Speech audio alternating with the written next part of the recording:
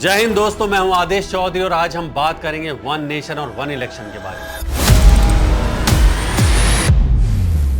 क्या ये आइडिया हमारी पॉलिटिकल सिस्टम को स्ट्रीमलाइन करेगा या इससे कुछ स्टेट और रीजनल पार्टीज को नुकसान होगा? और सबसे बड़ा सवाल, क्या ये पॉसिबल है? चलिए इस पूरे मुद्दे को डिटेल से समझते हैं।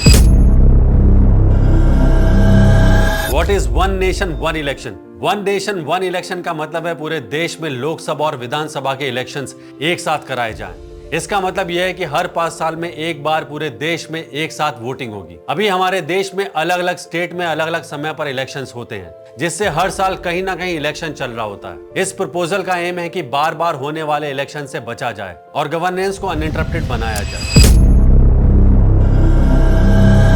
अब सवाल उठता है, बीजेपी और पीएम मोदी इस कॉन्सेप्ट को क्यों पुश कर रहे हैं? इसके पीछे कई रीजन दिए जा सकते हैं। सबसे पहला रीजन, कॉस्ट सेविंग। हर इलेक्शन में गवर्नमेंट और पॉलिटिकल पार्टीज का करोड़ों रुपए का खर्चा होता है। अगर सभी इलेक्शंस एक साथ हो जाएं, तो ये खर्च काफी कम हो सकता है। दूसरा, गवर्नेंस एफिशिएंसी। बार बार इलेक्शन होने से गवर्नमेंट पॉलिसीज और काम पर इंपैक्ट पड़ता है। मॉडल कोड ऑफ कंडक्ट लागू हो जाता है, जिससे कई डिसीजन टालने पड़ते हैं। और तीसरा है voter fatigue. Frequent elections voters को कंफ्यूज और एग्जॉस्ट कर देते हैं। वन इलेक्शन से वोट पार्टिसिपेशन इंप्रूव हो सकता है। और चौथा है नेशनल यूनिटी। ये देश को एक यूनाइटेड इलेक्टोरल प्रोसेस में जोड़ने का सिंबल हो सकता है।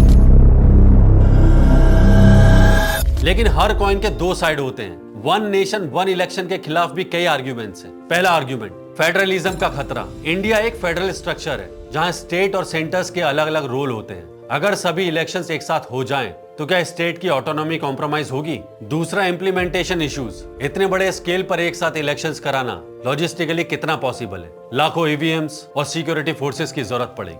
और तीसरा है रीजनल पार्टीज को नुकसान। रीजनल इशू नेशनल इलेक्शंस में ओवरशैडो हो सकते हैं। स्मॉलर पार्टीज आर्ग्यू कर रही हैं कि इससे उनका इंपॉर्टेंस कम हो जाएगा। और चौथा है फ्रीक्वेंट बाय इलेक्शंस। अगर किसी एमएलए या एमपी का टर्म खत्म होने से पहले उसकी डेथ या फिर रेजिग्नेशन हो जाए, तो क्या फिर से इलेक्शन होगा?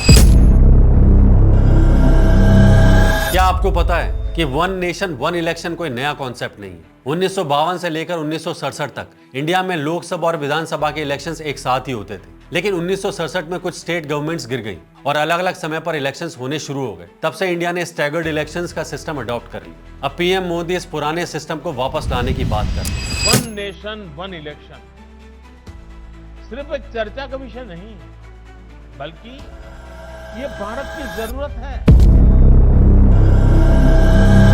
इस प्रपोजल को लागू करने के लिए कई लीगल और कॉन्स्टिट्यूशनल चेंजेस करने पड़ेंगे। आर्टिकल 83, आर्टिकल 85 और रिप्रेजेंटेशन ऑफ पीपल एक्ट को अमेंड करना पड़ेगा। साथ ही स्टेट को भी इस चेंजेस के लिए एग्री करना होगा, जो आसान नहीं होगा। एक्सपर्ट्स आर्ग्यू कर रहे हैं कि प्रोसेस काफी लंबा और कॉम्प्लेक्स हो सकता है।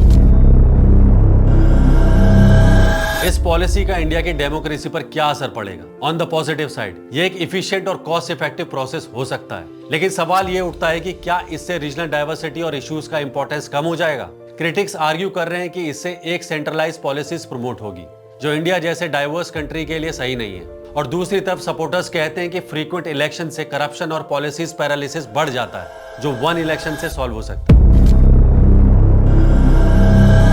तो दोस्तों, वन नेशन वन इलेक्शन एक बड़ा और कॉम्प्लेक्स मुद्दा है। इसके सपोर्टर्स इसे देश का फ्यूचर बताते हैं, तो इसके क्रिटिक्स इसे फेडरलिज्म के खिलाफ मानते हैं। आपको क्या लगता है, क्या ये आइडिया इंडिया के लिए सही है? क्या इससे हमारी डेमोक्रेसी मजबूत होगी या फिर कमजोर? अपने व्यू नीचे कमेंट्स में जरूर शेयर करें। और अगर आपको ये वीडियो पसंद आई है तो इसे लाइक करें, शेयर करें और चैनल को सब्सक्राइब करना ना भूलें। मिलते हैं अगली वीडियो में, तब तक के लिए जय हिंद।